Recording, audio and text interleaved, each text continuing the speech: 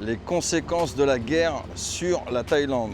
Donc déjà, la première conséquence qu'il va y avoir, elle est là derrière moi, ça va être sur les carburants. Déjà, premièrement, ça va être sur le tourisme, ça va être sur l'électricité. Il va y avoir plusieurs conséquences, donc on va voir tout ça ensemble dans cette vidéo.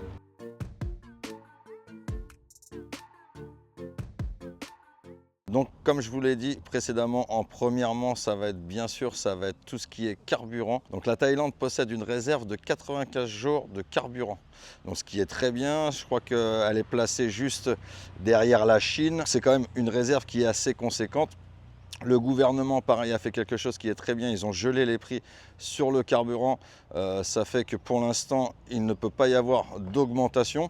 Je me suis arrêté juste précédemment dans une station-service, donc je vous ai fait voir les prix actuels du carburant en Thaïlande. Il commence à y avoir des restrictions. Donc là j'ai vu il y avait un panneau dans cette station-là, c'était maximum 500 bahts par voiture et 1000 bahts pour les véhicules à 6 roues. Donc les camions par exemple. Ça risque de compliquer un petit peu les longs trajets, les personnes qui veulent voyager, même pour les personnes qui travaillent.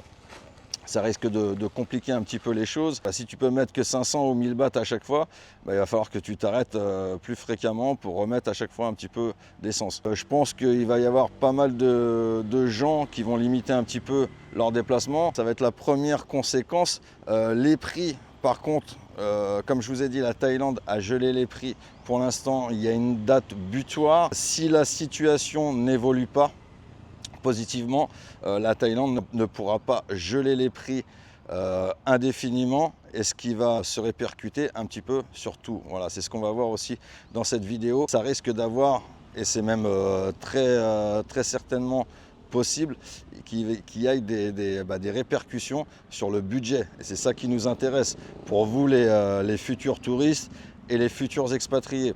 On parle approximativement, d'après les estimations, d'une augmentation du budget de 10 à 15%. Donc ça va se répercuter sur la nourriture, ça va se répercuter sur l'électricité, parce que forcément en Thaïlande, beaucoup de choses est transité par véhicule.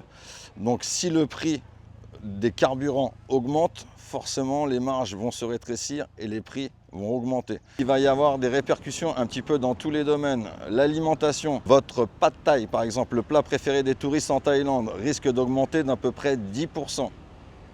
C'est un exemple, hein, comme le khao pad thai, enfin voilà.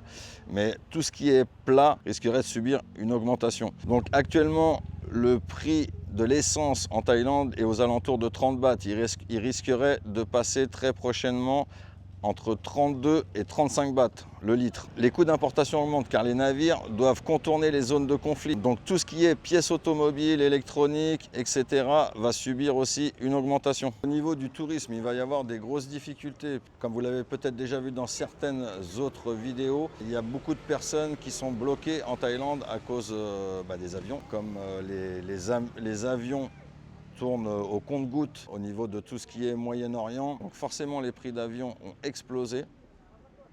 Pour l'instant on est sur des prix qui sont complètement délirants. Il y a des personnes qui avaient prévu de venir en vacances. Je pense qu'il y a beaucoup de personnes qui vont avoir un petit peu peur et de rester bloquées ou quoi aux caisses, ou que la situation peut-être s'aggrave. Donc forcément il y a des gens qui vont annuler leur voyage, ils vont peut-être aller dans des destinations un petit peu plus proches. Donc ça va avoir un impact très fort, je pense, hein, selon moi, sur la Thaïlande. Alors il va falloir voir aussi, hein, sûrement, si le conflit va durer ou pas. Ça va forcément dépendre de la durée du conflit. Moi personnellement, je pensais que ça allait être quelque chose qui allait se régler assez rapidement. Bon, ça a l'air de quand même durer un petit peu. Faut espérer que les choses s'arrangent rapidement et reviennent à la normale.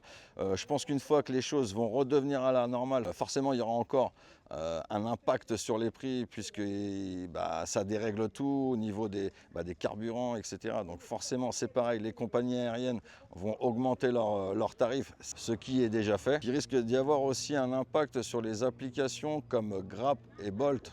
Forcément, ils vont aussi sûrement ajuster leurs tarifs. Tout ce qui est en trajet en minibus, ils vont être impactés. Ils risquent aussi d'augmenter leurs tarifs de 20 à 50 bahts. Ça risque aussi de se répercuter sur l'électricité. Alors concrètement, on fait quoi? Est-ce qu'il faut annuler son voyage pour la Thaïlande? Moi, je dis absolument pas. La Thaïlande reste un des pays où le rapport qualité-prix reste un des meilleurs au monde. Mais les règles du jeu changent un peu pour 2026 malheureusement. Donc voici mes 3 conseils de survie face à cette hausse. Donc on va appliquer la règle des 15%. Si votre budget par exemple était de 1000 bahts, il risque de passer environ à 1150 bahts. Quand je dis 1000 bahts, c'est un exemple. Si vous devez prendre des vols internes en Thaïlande, n'hésitez pas à réserver vos vols maintenant, avant qu'il y ait encore une hausse des prix encore plus conséquente. Faites attention à votre climatisation, mettez-vous en mode éco, nettoyez les filtres, ça va rattraper un petit peu cet écart. Donc n'hésitez pas à me dire en commentaire si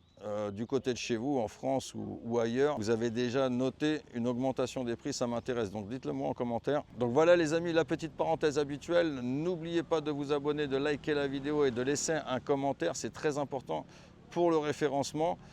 Si vous souhaitez un entretien personnalisé avec moi, n'hésitez pas à me contacter soit par email, soit par Instagram. Je vous mets tout en description avec tous les liens pratiques pour si vous souhaitez venir en vacances, faire des visas, transfert d'argent, assurance santé pour la Thaïlande. Donc je vous dis à très bientôt dans une prochaine vidéo. Allez, ciao, bye bye.